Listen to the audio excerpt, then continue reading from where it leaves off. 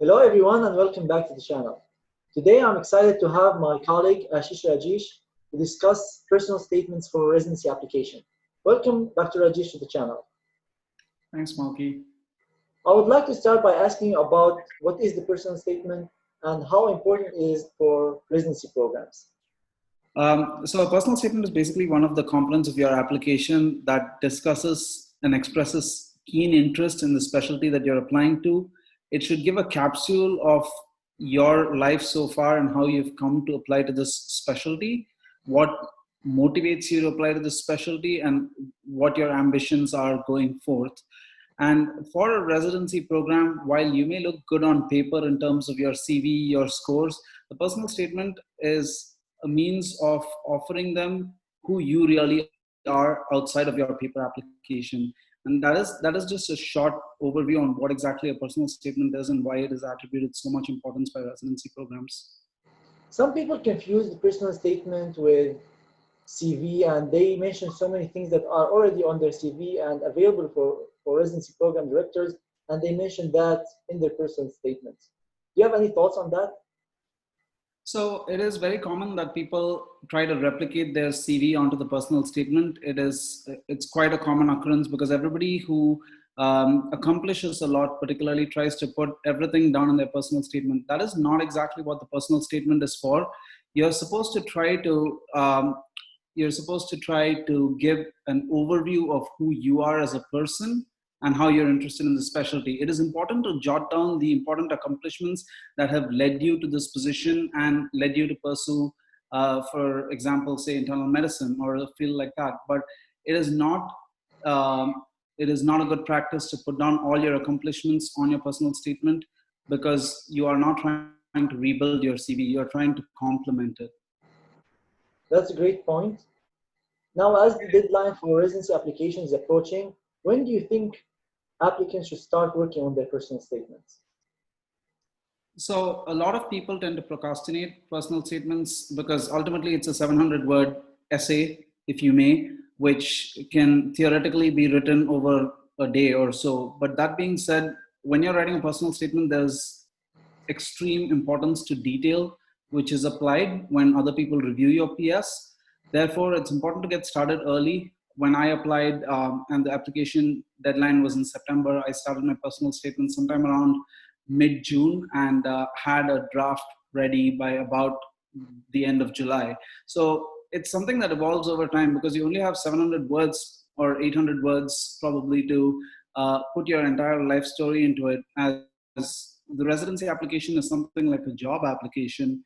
And therefore, when you're trying to condense all this information, it's imperative that you put the most important aspects into it. And refining the personal statement takes time. So you typically tend to go through more than just a single draft. Most people do a few in the number of 4 or 5 drafts, but it may require more depending upon how much you've accomplished, what all you want to put down there, and depending upon reviews from faculty and residents who you trust to take a look at it for you. I totally agree with you because as applicants, we think that it's a short essay, it's 700 words, and we can write it over a day. But writing good personal statement, convincing program directors about your passion in the specialty, and summarizing your life story in this one document is not something you can do overnight. True. Can you please talk a little bit about the structure of the personal statement and what should go in that document? There's a lot of variability with regard to how people write their personal statements. And of course, it is your quote unquote personal statement. So it is important to be as express yourself in the way that you think will represent you best. That being said, because it's about 700 to 800 words, you have about 6 to 7 paragraphs on average in the personal statement. Typically, the way most people go about writing it, which is common practice, it's not the norm, but this is as far as many of the personal statements that I've edited for my friends and I've seen so far. Typically, they start with a story as to why they chose to pursue the field of medicine. But when you're writing this story or an anecdote, it's also important to bear in mind that you're not applying to medical school again, you're applying to residency. So it's important to quickly transition off of the story which led you to apply to medicine into what specialty you're looking for. Ultimately, the first paragraph discusses this brief background, possibly an example from your life. The second paragraph goes on to discuss what you've done to inform yourself about a career in this specialty, what your interests specifically in the specialty are, if you're particularly interested in one area, and how you hope to utilize residency to go ahead and explore that interest further. The next few paragraphs would discuss about why you choose a particular residency program, how the residency program that you're applying to is going to help you achieve your goals. A lot of applicants being international, it's important to explain in the following paragraph why you choose to apply to the US, how residency in the US is different from residency back home, and what are your goals of coming to the US. Then transition on to talk about what you see yourself doing 10 years down the line. Do you want to go into a community program, be high in clinical volume and patient care, or do you want to focus on academics and research? And finally, the last paragraph is a summary where you summarize what qualities you have that make you a suitable candidate for the residency program and position that you're applying to, and kind of reiterate all the above mentioned points. These are really some great points, and I want to go into a little bit of detail into each of these paragraphs. Let's start by talking about the one covering your interest in the specialty. Some students just cover why they chose this specific specialty, and they talk what kind of surgeries that is done in that specialty, why this specialty is interesting. But do you think that's enough? If you just, because I believe that program directors know the kind of procedures included in that specialty and why this specialty is cool or is rewarding. What do you think that applicants should put in their personal statements to express their interest in that specific specialty and make their personal statement stand out? That's a good point that you bring up. So what happens is, there's a saying that I've heard, especially while drafting my own personal statement, that was, don't preach to the choir. And applying for surgery, I was told, don't tell us about how interesting surgery is, because we all know the people who read your personal statements are people in that particular specialty, and it's no real point in telling them how good the specialty is. It is important for you to convey why you in particular are interested in that specialty. You have several specialties you can apply to. People apply to medicine, psychiatry, surgical specialties, and so forth. And you can justify as to what interests you in particular in each specialty. For instance, for surgery, I really like the technical aspects of it.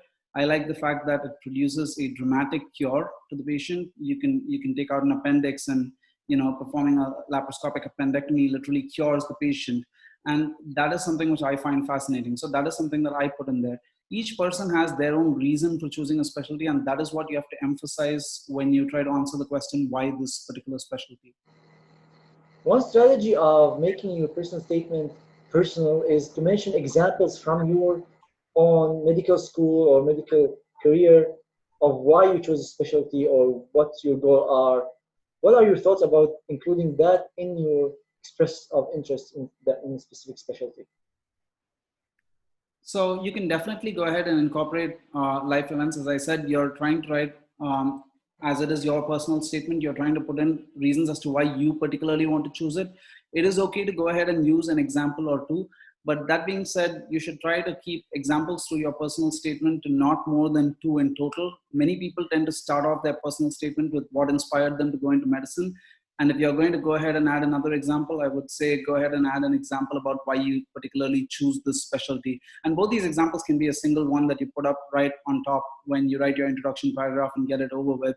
But the key thing here is that you should not go ahead and try to put example after example, talk about how you diagnosed each patient, because you're not writing a clinical case summary. You're writing a personal statement. 1 or 2 examples is fine. Don't exceed that. One of the questions that applicants should answer in their personal statement is their strength and what they bring to the program. Do you have any examples of what can applicants mention in their personal statement? And I know some people mention we're hardworking, we're team players, but is that enough without supportive evidence of these characteristics? So it is extremely important to justify each characteristic that you attribute to yourself. When you talk about you being a team player, you don't necessarily need to mention it right there that as an example, this is what I did. But somewhere along the personal statement, I would, you may have been part of the school basketball team or your college basketball team. So wherever you mention your hobbies in a fleeting glance, you can throw in that you were part of the college basketball team and you're a huge fan of team sports. So it doesn't necessarily need to be in that very point, but there are lots of areas throughout your personal statement where you can intersperse these examples that sort of support the adjectives that you use to describe yourself. And when you talk about hardworking and academically motivated, these are good locations where you can talk about your academic achievements. When you talk about the fact that you're interested in research, you can discuss a little bit about how much you've published, or how many years you've spent in research, what are the areas you've explored. So it's really up in the air for you to describe the adjective that you attribute to yourself with a corresponding example. You can try to do it every so now and then when you get an opportunity to do the same. I remembered once you mentioned an example of a weakness in your application and how you can turn that into a strength. Can you give us an example of that? So this is more so with regard to interviews. People don't talk about weaknesses on the personal statement, and I would also recommend against discussing weaknesses. You have 700 to 800 words in total, and it's not a great idea to discuss a weakness that you have. But that being said, one of the things you can do is if you've scored on a slightly lower scale on your USMLE exams, and subsequently you made a great improvement on the subsequent exam. Let's say you got a step 1 score which was below average, and on step 2 you were +1 standard deviation. Then you can go ahead and justify that step 1 score. You may have had a family incident or something like that prevented you from studying to your full potential, and that is something that you can justify and say that given these circumstances and my strong motivation to become a stellar physician, I was strongly committed to performing on my step 2 CK exam, and that led me to secure a above average score. So you can go ahead and put it out there so that people reading your personal statement also know that you've acknowledged that you've done poorly on your step 1, but you've gone ahead and improved on your step 2. So those are examples of how you can do that. And I believe that area of the personal statement is a great place to address the challenges that you overcame to come to the US if you're a foreign grad, or you went through the medical school if you were born and raised here, and how you addressed all of these challenges, if it was medical or family issues or any other challenges you overcame. True, you can. That is the paragraph that you'll discuss about why you want to come to the US. In the paragraph, you can also go ahead and talk about, in brief, some of the challenges that you've overcome to get to the point where you are at the point of applying for residency applications. Different people may be motivated by different reasons as to why they want to pursue residency in the US. Some may have families here, so they just want to come back and join their families. Whereas others would want to, come to the US because it's at the cutting edge of healthcare and so forth. So those are points that you can put together into that paragraph. And you mentioned a paragraph about what you're looking for in a program. What applicants can mention in that paragraph, and how can they tailor it to different programs? So this is an extremely important paragraph which each residency program is looking for, because in all honesty, when you apply, you're going to be applying to quite a lot of programs, because it's not going to happen that the program that you apply to, each and every program is going to offer you an interview. So when you do that, it is important for you to put out there as to what exactly it is that you seek in each residency program. For an academic program, this could be along the lines of teaching, opportunities to be involved in the academia through research, etc.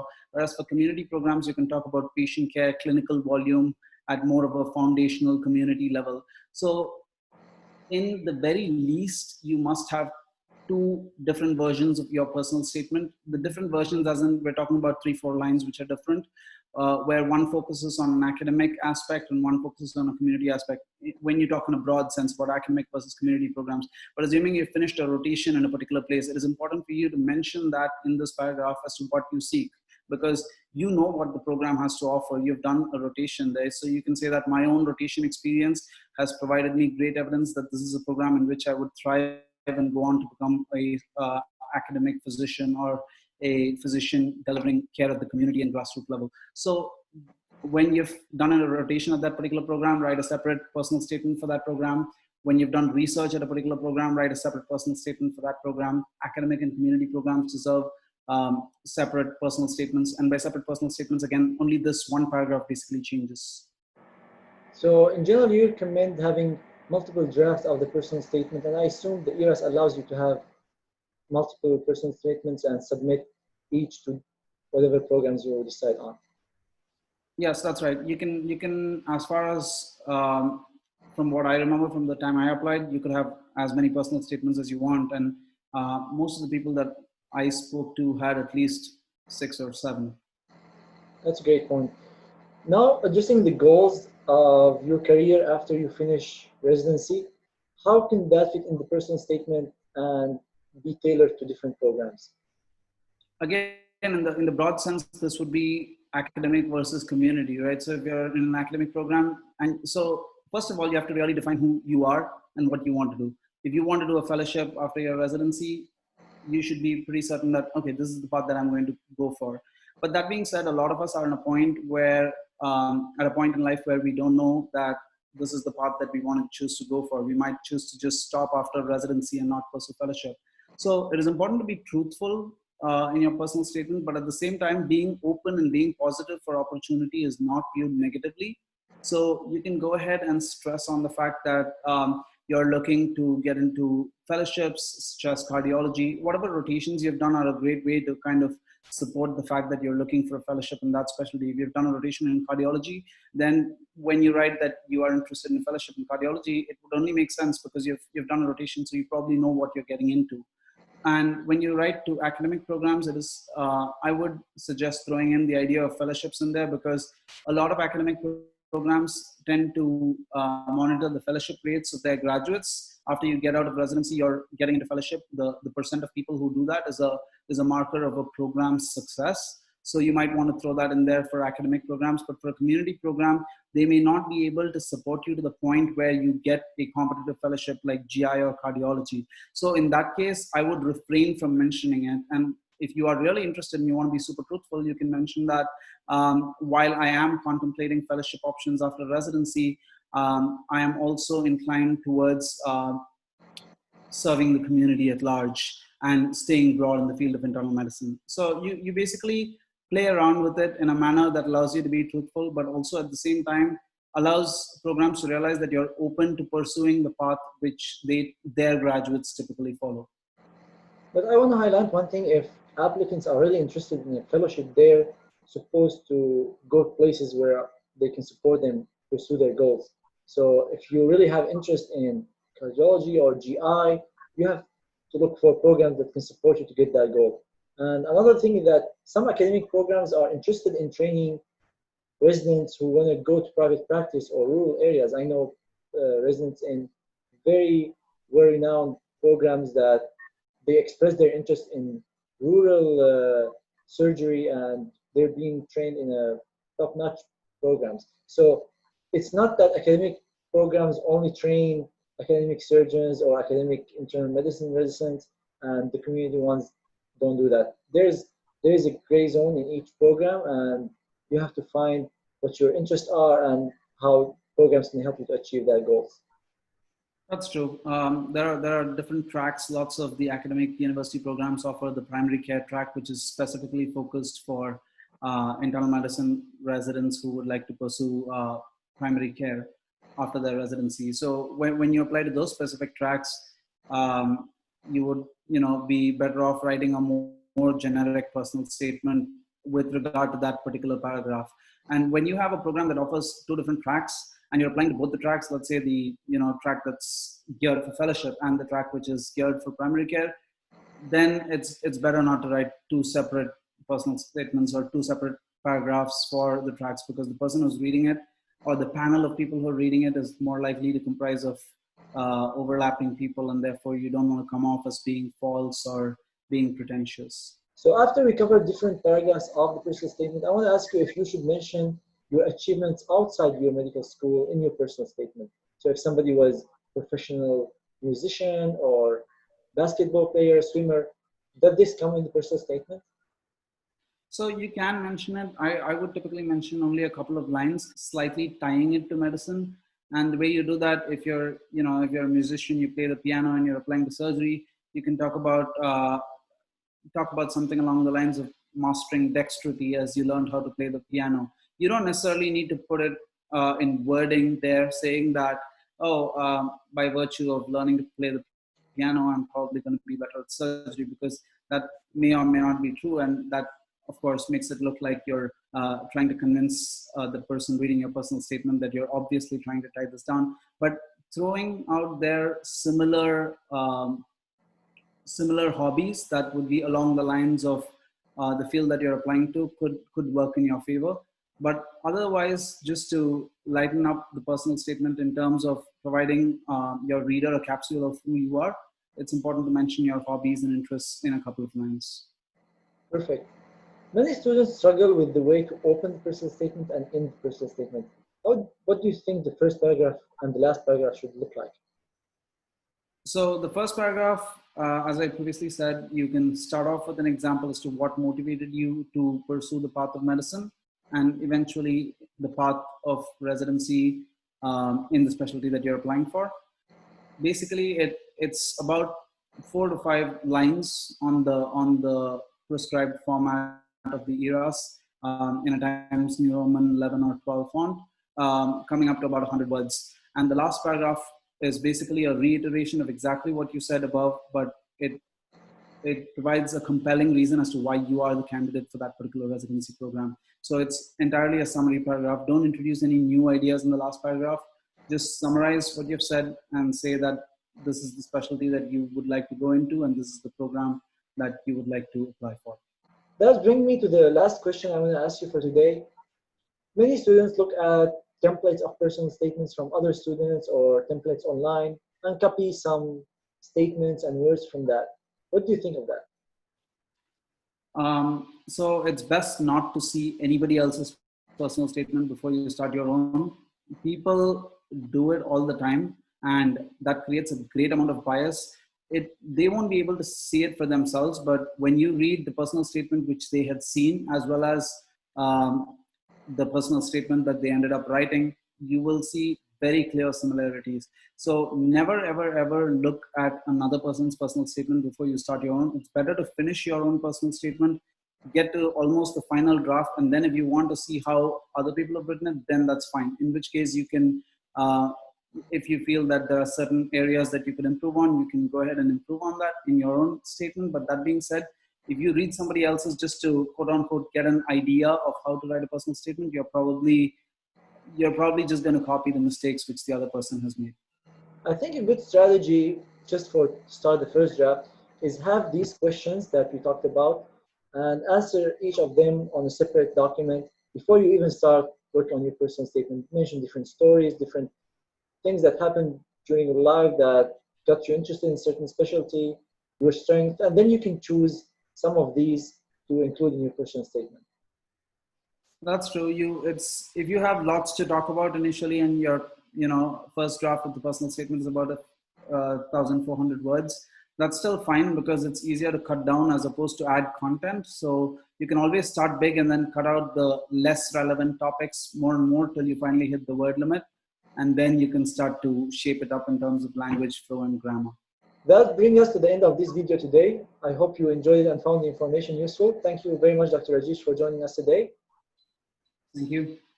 If you liked the video, please subscribe to my channel and follow me on Instagram and Twitter at Malke Asaad. Leave any questions in the comment below and see you in future videos.